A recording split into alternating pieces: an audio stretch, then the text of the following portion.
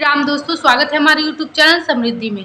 दोस्तों, आज मैं आप लोगों को पुत्रदा एकादशी, पवित्रा एकादशी के बारे में इस वीडियो में बताने वाली हूँ कि 3 दिन नहाए खाए से लेकर पारण तक आप लोग को किन किन नियमों का पालन करना चाहिए, किस प्रकार पूजा पाठ करना चाहिए। ये श्रावण मास की अंतिम एकादशी है, इसलिए आप लोग को बहुत ध्यान से, जो लोग व्रत रहते हैं वो भी, जो लोग व्रत नहीं भी रहते हैं वो भी, एकादशी को क्या क्या ऐसे कार्य हैं जिनको पूर्ण करने चाहिए।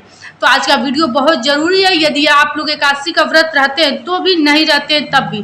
सबसे पहले मैं आप लोग को बताना चाहूँ कि एकादशी इतना पवित्र क्यों माना जाता है। देखिए, इस दिन देवी देवताओं का ये व्रत है, और जब इंसान इस दिन व्रत रहता है तो कहा जाता है ये मोक्ष को प्राप्त करने के लिए, इस बंधन से मुक्त होने के लिए, जन्म के संसार के बंधन से मुक्त होने के लिए, और अपने अगले जन्म में अच्छा जीवन पाने के लिए इस व्रत को किया जाता है। एकादशी एकमात्र ऐसा व्रत है जो खुद के पापों को काटने के लिए किया जाता है, खुद के जीवन को अच्छा बनाने के लिए किया जाता है।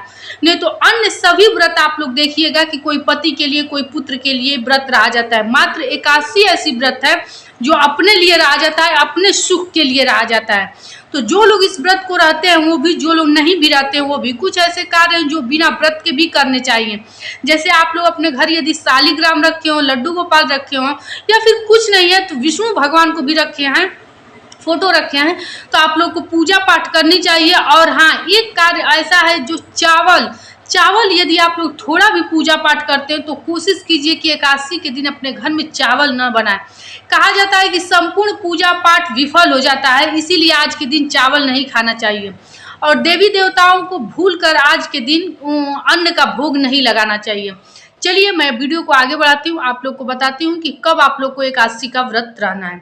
देखिए, इस बार एकादशी का व्रत आप लोग को शनिवार के दिन से, रात से शुरू होगा, और संडे को उसकी उदया तिथि है। तो पूरा अपना बिना संशय किए हुए रविवार के दिन आप लोग एकादशी का व्रत रखेंगे। ऐसे में अब महिलाओं का सवाल होगा कि तो हम लोग बाल कब धुलेंगे, क्योंकि एकादशी के दिन धुल नहीं सकते, उसके पहले शनिवार है। तो देखिए, थोड़ा आप लोग को दिक्कत होगा, लेकिन आप लोग शुक्रवार के दिन ही आप लोग बाल धुल लीजिएगा, क्योंकि शुक्रवार को यदि नहीं धुलेंगे तो शनिवार को धुलना बहुत ही पाप लगेगा। इसलिए शुक्रवार को ही धुल करके और पूरा ब्रह्मचर्य का पालन करते हुए लहसुन प्याज का भी त्याग कर दीजिएगा। फिर शनिवार के शाम सूर्यास्त से पहले आप लोग खाना खा लीजिएगा, जैसा कि हम हमेशा आप लोग करती हैं। खाना खा करके, और उस खाने में चावल न रहे, और मसूर की दाल न रहे, मूली न रहे, बैगन न रहे, ये सब आप लोग जानती होंगी। उसके बाद से रात्र में आप लोग कुछ फलाहार कीजिएगा। जैसा कि आप लोग जानते हैं कि श्रावण मास है, इसलिए दूध का सेवन कतई मत कीजिएगा, चाय पी लीजिएगा। रात्र में दही भी नहीं खाया जाता है, मत खाइएगा। इसके बाद अगले दिन सुबह उठ करके नहा धो करके स्वच्छ कपड़ा पहन करके कोशिश कीजिएगा कि पीले रंग का कपड़ा पहने। वैसे तो रविवार है, लाल कपड़ा भी पहन सकते हैं, लेकिन विष्णु भगवान को अत्यंत प्रिय कलर है पीला कलर, तो आप लोग पीला कलर का कपड़ा पहनिएगा। पीला रंग का कोई वस्त्र हो तो जरूर चढ़ाइएगा विष्णु भगवान को। पीले चंदन से सजाइएगा, पंचामृत से स्नान कराइएगा। मैं हमेशा बोलती हूँ कि पंचामृत से स्नान कराना सर्वोत्तम होता है, आप लोग को पूजा का हर फल प्राप्त होता है, इसलिए आप लोग पंचामृत से ही स्नान कराइए। कोशिश किया कीजिए कि इकट्ठा कर ले। पीले फूल से खूब सजा दीजिएगा उनको।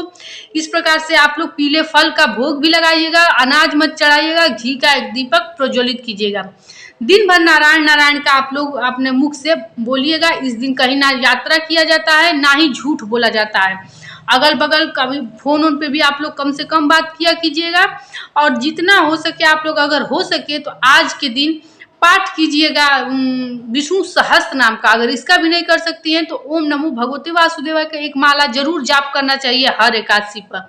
और जो लोग व्रत रहते हैं उन्हीं लोगों के लिए ये बात मैं नहीं बता रही हूँ, ये पूजा है, इसको आप लोग बिना व्रत के भी किया जा सकता है।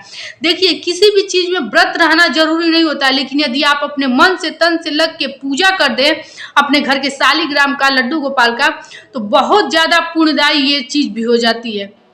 तो जो लोग व्रत नहीं भी रहते हैं वो भी इस प्रकार पूजा कर लें। इसके बाद शाम काल में आप लोग को जो भी दिन भर फलाहार लेना है, इसमें भोजन नहीं किया जाता है, फलाहार ले करके अगले दिन इसमें पारण करना है। पारण की तिथि मैं अभी आप लोग को बताऊंगी। उसके पहले आप लोग को जब भी पारण कीजिएगा, आप लोग को मैं बताती हूँ कि गौ को अग्रासन निकाल दिया जाता है। दान क्या करना है, इस चूंकि श्रावण का मास है, श्रावण महीना है, तो आप लोग को क्या ऐसा है कि जो दान करना चाहिए। तो देखिए, सबसे पहले मैं आप लोग को बता दूंगी कि अन्न का, जैसे ब्राह्मण को भोजन कराना श्रावण में बहुत ही महत्वपूर्ण माना जाता है कि बहुत ही फल मिलता है इससे। तो आप लोग अगर ब्राह्मण को भोजन करा देते हैं तो सर्वोत्तम है, लेकिन यदि नहीं करा सकते तो कोई दिक्कत नहीं है। आप लोग इस दिन क्या कीजिएगा कि कुछ अन्न का जो भी हो अन्न निकाल करके और उससे फल रख दीजिएगा, क्योंकि श्रावण मास में यदि आप लोग फल का दान करेंगे इस पुत्रदा एकादशी पे तो कहा जाता है कि निश्चित रूप से आदमी जन्म जन्मांतर के पापों से मुक्त हो जाता है। तो कम से कम 5 तरह का फल आप लोग इस पे किसी ब्राह्मण को जरूर दान दीजिएगा। हो सके आप लोग तो आज के दिन खीर बना करके और किसी भी मंदिर में ले जा करके ब्राह्मण को दीजिएगा, और वहाँ पे जो भी मतलब मांगने वाले भिखारी रहते हैं उनको दीजिएगा, बहुत ज़्यादा लाभकारी होता है। इसके बाद से आप लोग पारण कर लीजिएगा चिड़िया, कौवा को, कुत्ता को, क्योंकि ये श्रावण मास की अंतिम एकादशी है, इसलिए थोड़े नियमों का आप लोग को पालन करना है। चिड़िया को, गाय को, कुत्ता को, आप लोग कौवा को ये जो खीर बनाइएगा रख दीजिएगा। इससे क्या होगा, आप लोग को लक्ष्मी नारायण की कृपा तो प्राप्त होगी, साथ साथ आप लोगों पे पितरों की भी कृपा प्राप्त होगी। इसलिए आप लोग कोशिश कीजिएगा कि ये खीर अपने छत पर कुत्ता को, गाय को रख करके और मंदिर में चढ़ा करके जो भी ब्राह्मण हो या फिर वहाँ मांगने वाले बैठे रहते हैं भिखारी, उनको आप लोग दे दीजिएगा। इस प्रकार आप लोगों का ये व्रत पूरा होगा। अब मैं आप लोग को बता देती हूँ कि तिथि कब से कब तक है कि जो आप लोग को एकादशी का व्रत करना है।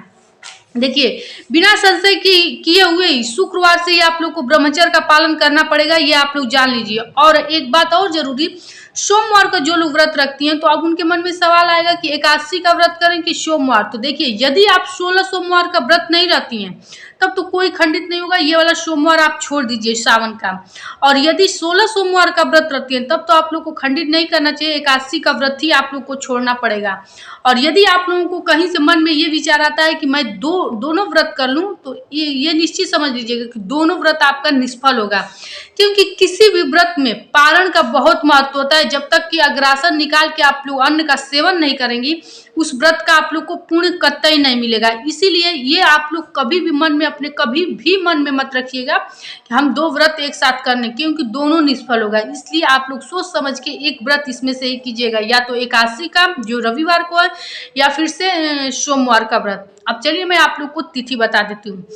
26 तारीख को शनिवार को रात्र में 12:09 से एकादशी तिथि शुरू होगी और 27 तारीख को रात्र 9:09 तक रहेगी रविवार के दिन। तो ऐसे में उदया तिथि को ही हर त्योहार मनाना अच्छा रहता है, हर तिथि की महत्ता रहती है। तो आप लोग 27 तारीख को बिना संशय किए हुए एकादशी का व्रत रहेंगे, रविवार का दिन है। जिन नियमों को मैं बताई हूँ वो नियमों का पालन कीजिएगा और निषिद्ध कार्य इस दिन मत कीजिएगा। बाल मत धुलिएगा, नाखून मत काटिएगा, क्योंकि किसी जैसे पुरुष वर्ग रहते हैं रविवार के दिन ये सब कार्य करते हैं, तो मना कर दीजिएगा कि आज के दिन एकादशी है, ये सब कार्य नहीं किए जाते हैं।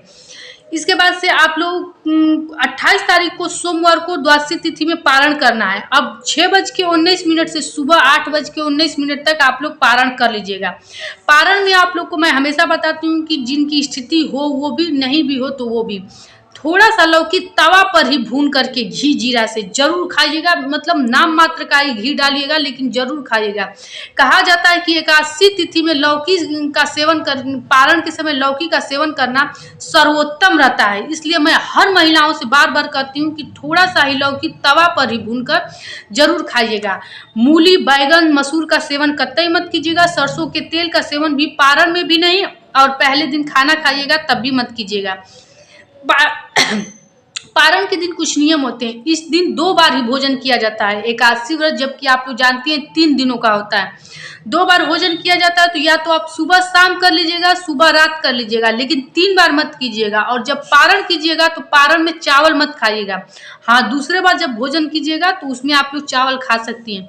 कोशिश करना चाहिए कि पारण के दिन भी लहसुन प्याज आप लोग शाम के भोजन में भी मत कीजिएगा, और सरसों के तेल का मत, क्योंकि एकादशी व्रत जितना पवित्र है उतना ही उसके नियम भी है। इसलिए नियम को बिना पालन किए हुए आप लोग का व्रत पूर्ण नहीं होगा। इसलिए यदि आप लोग मेहनत करके व्रत रहती हैं तो इन नियमों का पालन कीजिए और पूरा फल पाइए, क्योंकि एकादशी से बड़ा व्रत हमारे शास्त्रों में नहीं बताया गया है। वीडियो कैसी लगी? अच्छी लगी हो तो एक लाइक कीजिए, चैनल को सब्सक्राइब कीजिए। फिर मिलेंगे ऐसे ही नए वीडियो के साथ। दोस्तों, आप लोग के लाइक से हमें बहुत प्रेरणा मिलती है, इसलिए आप लोग एक लाइक जरूर किया कीजिए। फिर मिलेंगे नए वीडियो के साथ। जय श्री राम दोस्तों।